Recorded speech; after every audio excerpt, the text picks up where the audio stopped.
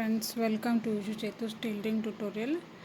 ನೋಡಿರಿ, ಇವತ್ತು ನಾನು ಈ ರೀತಿಯೂ ಒಂಥರ ಈ ರೀತಿಯೂ ಒಂದು ಥ್ರೆಡ್ ಪೈಪಿಂಗನ್ನು ಮಾಡ್ಬೋದು ಅಂತ ಇವತ್ತಿನ ವಿಡಿಯೋದೊಳಗೆ ಹೇಳ್ಕೊಡತ್ತೀನಿ. ಅಂದರೆ ಇನ್ವಿಸಿಬಲ್ ನಾವು ಬ್ಲೌಸ್ ರೆಡಿ ಆದಮೇಲೂ ಥ್ರೆಡ್ ಪೈಪಿಂಗನ್ನು ಯಾವ ರೀತಿ ಮಾಡ್ಬೋದು ಅಂತ ಒಂದು ಟ್ರಿಕ್ ಹೇಳ್ಕೊಡಕತ್ತೀನಿ ರೀ. ನೋಡಿರಿ, ಈ ರೀತಿ ನಾವು ಫಸ್ಟ್ ಹಿಂಗೆ ಕ್ರಾಸಾಗಿ ನಾವು ನಾರ್ಮಲ್ ಪೈಪಿಂಗಿಗೆ ರೆಡಿ ಮಾಡ್ಕೋತೀವಲ್ರಿ, ಆ ರೀತಿ ಒಂದು ಕ್ರಾಸಾಗಿ ಬಟ್ಟೆನ ರೆಡಿ ಮಾಡ್ಕೋಬೇಕು.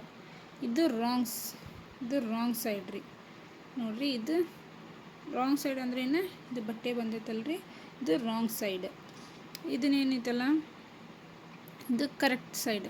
ನೋಡಿರಿ, ಇದು ಸ್ಟಿಚಿಂಗ್ ಬಂದಿಲ್ಲಲ್ಲ, ಇದು ಸ್ಟಿಚಿಂಗದ ಬಟ್ಟೆ ಬಂದೈತಲ್ರಿ, ಇದು ರಾಂಗ್ ಸೈಡ್.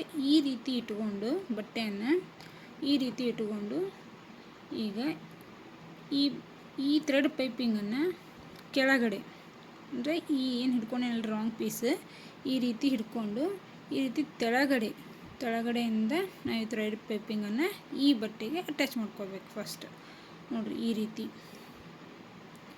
ಈ ರೀತಿ ಮಾಡಬೇಕು. ನೋಡಿರಿ, ಈಗ ಇದನ್ನು ಥ್ರೆಡ್ ಬಟ್ಟೆಗೆ ಅಟ್ಯಾಚ್ ಮಾಡಬೇಕು. ಕರೆಕ್ಟಾಗಿ ನೀಟಾಗಿ ಆ ಎಡ್ಜು ಮತ್ತು ಥ್ರೆಡ್ ಪೈಪಿಂಗದ ಎಡ್ಜು ಮತ್ತು ಇದು ನಿಮ್ಮದು ಬಟ್ಟೆ ಕಟ್ ಮಾಡ್ಕೊಂಡಲ್ಲ ಇದರ ಎಡ್ಜು ಎರಡು ಕರೆಕ್ಟಾಗಿ ಎಡ್ಜಿಗೆ ಕರೆಕ್ಟಾಗಿ ಈ ರೀತಿ ಬರಬೇಕು. ಭಾಳ ಹೊರಗಡೆನೂ ಬರಬಾರ್ದು, ಒಳಗಡೆನೂ ಹೋಗಬಾರ್ದು. ಅಂದ್ರೆ ಭತ್ತ ನಿಮಗೆ ಥ್ರೆಡ್ ಪೈಪಿಂಗ್ ಮಾಡಬೇಕಾದ್ರೆ ಬಟ್ಟೆ ಶಾರ್ಟೇಜ್ ಆಗ್ತದೆ ನೋಡಿ. ಈ ರೀತಿ ಬಟ್ಟೆ ಉಲ್ಟಾ ಇರಬೇಕು. ನಾವು ಅದ್ರ ತೆಳಗಡೆ ಈ ರೀತಿ ಸ್ಟಿಚ್ ಮಾಡ್ಕೋತಾ ಹೋಗಬೇಕು.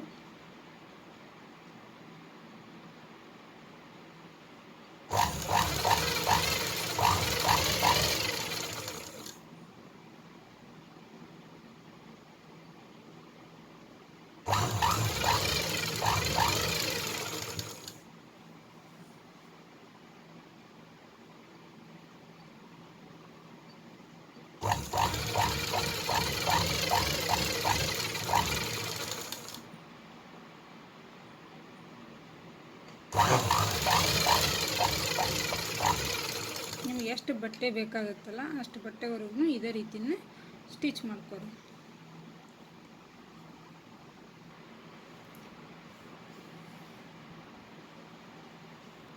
ನೋಡಿರಿ, ಈ ರೀತಿ ಕೊನೆವರೆಗೂ ನಮಗೆ ಎಷ್ಟು ಬಟ್ಟೆ ಬೇಕಾಗುತ್ತಲ್ಲ ಅಲ್ಲಿವರೆಗೂ ಈ ರೀತಿ ಸ್ಟಿಚ್ ಮಾಡ್ಕೊರಿ. ಈಗ ಇದನ್ನು ನಮ್ಮ ರೆಡಿಯಾದ ಬ್ಲೌಸಿಗೆ ಯಾವ ರೀತಿ ಅಟ್ಯಾಚ್ ಮಾಡೋದು ಅಂತ ಹೇಳ್ತೀನಿ.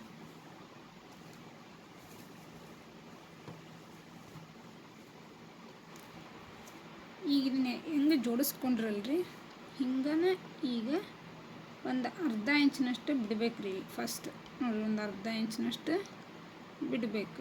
ಇಷ್ಟು ಬಿಟ್ಟು ಏನು ಮಾಡಬೇಕು, ಹೆಂಗೆ ಈಗ ಅದ್ರ ಮೇಲೆ ಸ್ಟಿಚ್ ಹಾಕ್ಕೊಂತ ಬಂದ್ರಲ್ರಿ, ಹಂಗೆ ಈ ಕಡೆನೂ ಇದ್ರ ಮೇಲೆ ಅಟ್ಯಾಚ್ ಮಾಡ್ಕೋಬೇಕು. ಜಸ್ಟ್ ಸೇಮ್ ಪೀಸ್ ಹೆಂಗೆ ಅಟ್ಯಾಚ್ ಮಾಡ್ಕೊಂಡ್ರಲ್ಲ, ಇದು ಉಲ್ಟಾ ಐತ್ಲ ಹಿಂಗೆ ಇರಲಿ. ಇದು ನೋಡಿರಿ, ಇದು ಉಲ್ಟಾ ಐತ್ಲ ಹಿಂಗೆ ಇರಲಿ.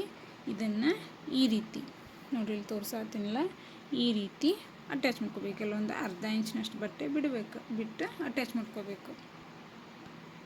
ನೋಡಿರಿ, ತಿಳಿತಲ್ರಿ, ಈ ರೀತಿ ಬಟ್ಟೆನ ಇಟ್ಕೋಬೇಕು. ಇಟ್ಕೊಂಡು ಇದು ಸೆಂಟ್ರ್ ಬರಬೇಕು ರೀ. ಇದು ತೆಳಗಡೆ ಬ್ಲೌಸ್ ಪೀಸು, ಇದು ಸೆಂಟ್ರ್ ಥ್ರೆಡ್ ಪೈಪಿಂಗು, ನೆಕ್ಸ್ಟ್ ಮೇಲೆ ಇದು ನಾರ್ಮಲ್ ಪೈಪಿಂಗ್ ಬಟ್ಟೆ. ಇವು ಈ ರೀತಿ ಸ್ಟೆಪ್ ಒಳಗೆ ಇರ್ಬೇಕು. ಈ ರೀತಿ ಅರ್ಧ ಇಂಚು ಎಕ್ಸ್ಟ್ರಾ ಬಿಟ್ಟು ನೀವೇನು ಈಗ ಅದ್ರ ಜಾಯಿಂಟ್ ಮಾಡ್ಬೇಕಾದ್ರೆ ಒಂದು ಸ್ಟಿಚ್ ಹಾಕಿದ್ರಲ್ಲ, ಅದರ ಮೇಲೆ ಮತ್ತೆ ಒಂದು ಸ್ಟಿಚನ್ನು ಹಾಕ್ಕೊತ ಹೋಗಬೇಕು.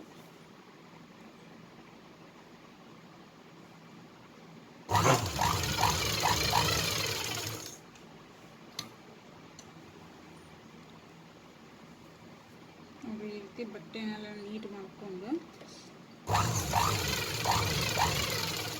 ಕರೆಕ್ಟಾಗಿ ಅದೇನು ಸ್ಟಿಚ್ ಹಾಕಿದ್ರಲ್ರಿ ಅದನ್ನೆಲ್ಲ ಇದನ್ನು ಸ್ಟಿಚ್ ಹಾಕ್ಕೊತ ಹೋಗಬೇಕು.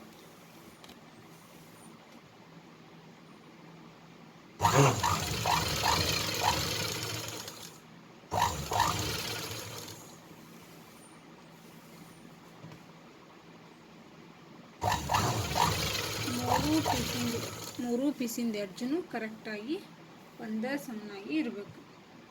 ಈ ರೀತಿ ಕರೆಕ್ಟಾಗಿ ಹೊಲ್ಕೊಂಡು ಹೋದ್ರೆ ನಿಮಗೆ ಥ್ರೆಡ್ ಪೈಪಿಂಗ್ ನೀಟಾಗಿ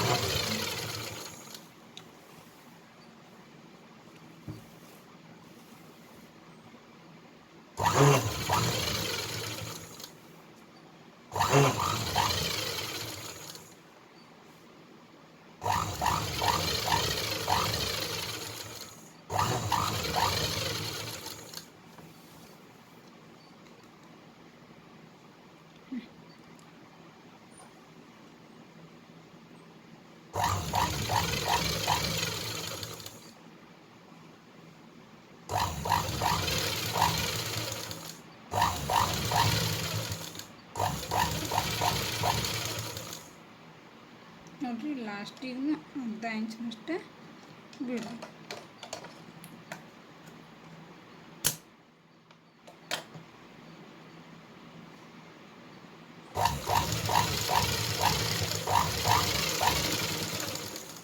ಈ ರೀತಿ ಮಾಡ್ಕೊಂಡ್ಮೇಲೆ ನಾವೀಗ ನೋಡಿರಿ ಇಷ್ಟೆಲ್ಲ ಆದಮೇಲೆ ಈಗ ಈ ಸ್ಟಿಚಿಂಗ್ ಆಯ್ತು. ಈ ರೀತಿ ಜಾಯಿಂಟ್ ಮಾಡ್ಕೊಂಡ್ವಿ ನೋಡಿರಿ, ಇಲ್ಲೇ ಈ ರೀತಿ ಜಾಯಿಂಟ್ ಮಾಡ್ಕೊಂಡ್ವಿ.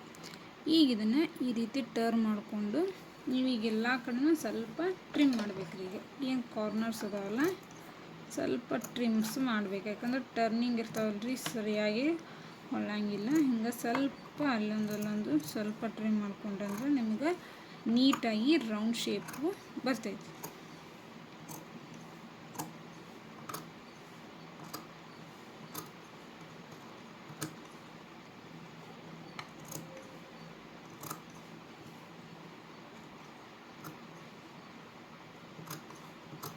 ಟರ್ನಿಂಗ್ ಇದ್ದಲ್ಲಿ ಒಂದು ಸ್ವಲ್ಪ ಜಾಸ್ತಿನೇ ಮಾಡ್ಕೊಳ್ರಿ, ಅಂದರೆ ನಿಮಗೆ ನೀಟಾಗಿ ರೌಂಡ್ ಶೇಪ್ ಟರ್ನ್ ಆಗ್ತೈತಿ. ಟರ್ನ್ ಆತಂದ್ರೆ ಪೈಪಿಂಗ್ ಮಾಡೋದ್ರಿಂದ ಈಸಿ ಆಗ್ತೈತಿ. ನೋಡಿರಿ ಈ ಪ್ರೊಸೆಸ್ ಆದಮೇಲೆ, ಈ ಸ್ಟೆಪ್ ಆದಮೇಲೆ ಈ ರೀತಿ ಇದನ್ನು ಕರೆಕ್ಟಾಗಿ ಈ ರೀತಿ ಫೋಲ್ಡ್ ಮಾಡ್ಕೋಬೇಕು.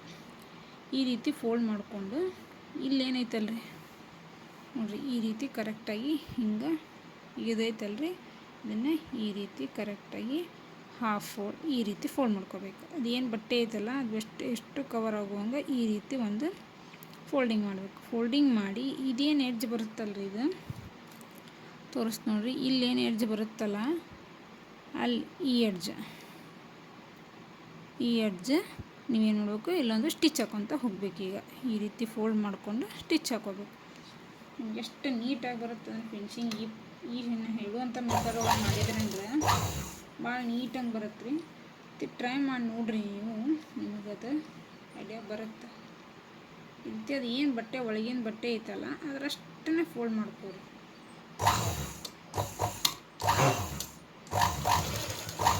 ಕರೆಕ್ಟಾದ ಎಡ್ಜಿಗೆ ಬರುವಂಗೆ ಒಂದು ಸ್ಟಿಚ್ ಹಾಕೊಂತ ಬರುತ್ತೆ.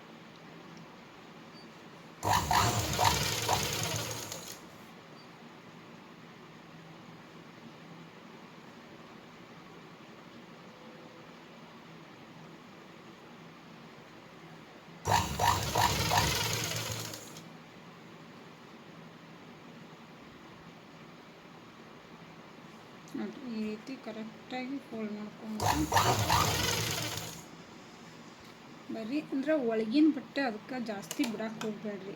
ನಾವೇನು ಮಾಡ್ತೀವಲ್ಲ 1/4 ಇಂಚ್ನಷ್ಟು ಅಷ್ಟೇ ತೊಗೋರಿ, 1/4 ಇಂಚ್ನಷ್ಟು ಮಾಡಿರಿ. ಈ ಬಟ್ಟೆನ ಜಾಸ್ತಿ ತೊಗೋಬೇಕು ಒಂದು ಸ್ವಲ್ಪ, ಅಂದರೆ ನಿಮಗೆ ಬಿಗಿನರ್ಸ್ ಇದ್ರೆ ಅಂದರೆ ಸ್ವಲ್ಪ ಟಫ್ ಆಗುತ್ತೆ.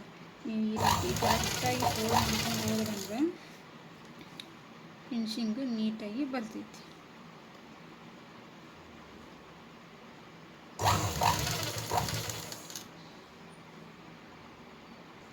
ನೋಡಿರಿ ಆ ಸ್ಟೆಪ್ ಮುಗೀತು ರೀ. ಈಗ ನೆಕ್ಸ್ಟ್ ಸ್ಟೆಪ್ಪನ್ನು ಹೇಳ್ತೀನಿ ನೋಡಿರಿ. ಈ ರೀತಿ ಸ್ಟಿಚ್ ಆದಮೇಲೆ ನಾವು ಇದನ್ನು ಕರೆಕ್ಟಾಗಿ ಈ ರೀತಿ ಒಳಸ್ಕೊಂಡ್ರೆ ಒಂದು ಇಲ್ಲಿ ನೋಡಿರಿ ಇಲ್ಲಿ ಸ್ಟಿಚ್ ಹಾಕಿದ್ರೆ ನಿಮ್ಮದು ಥ್ರೆಡ್ ಪೈಪಿಂಗ್ ಪ್ರೊಸೆಸ್ ಮುಗಿತೈತಿ. ಫಸ್ಟ್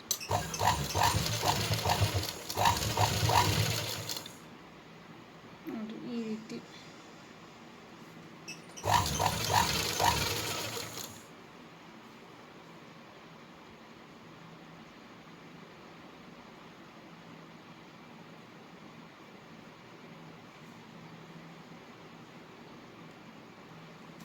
ಅದು ಕರೆಕ್ಟಾಗಿ ಒಳಗಡೆ ಮಾಡಿಕೊಂಡು ಸ್ಟಿಚ್ ಹಾಕಿ ಅಂದರೆ ನೀಟಾಗಿ ನೋಡಿರಿ. ಈಗ ಅದನ್ನ ಇದೇನು ಬಂದಿತ್ತಲ್ರಿ ಈ ಪಟ್ಟಿನ ಒಳಗೆ ಹಾಕಿಬಿಟ್ರೆ ನೋಡಿರಿ ಥ್ರೆಡ್ ಪೈಪಿಂಗ್ ಎಷ್ಟು ನೀಟಾಗಿ ಬರುತ್ತೆ ನೋಡಿರಿ ಫ್ರೆಂಡ್ಸ್. ತೋರಿಸ್ತೀನಿ ನಿಮಗೆ.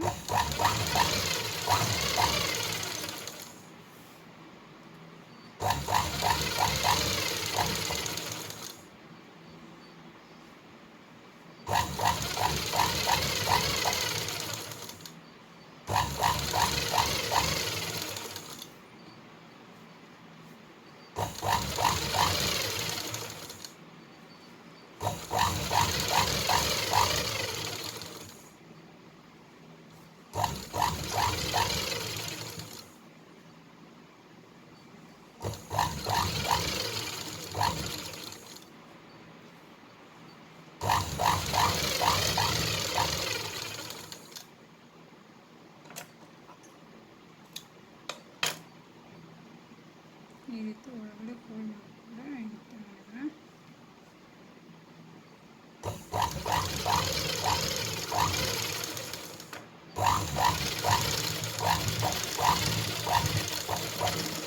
ಅಷ್ಟು ಕರೆಕ್ಟಾಗಿ ನೀಟಾಗಿ ಬಂತು ನೋಡಿ ಫ್ರೆಂಡ್ಸ್, ಅಷ್ಟೇ ನೀಟಾಗಿ ಬಂತು.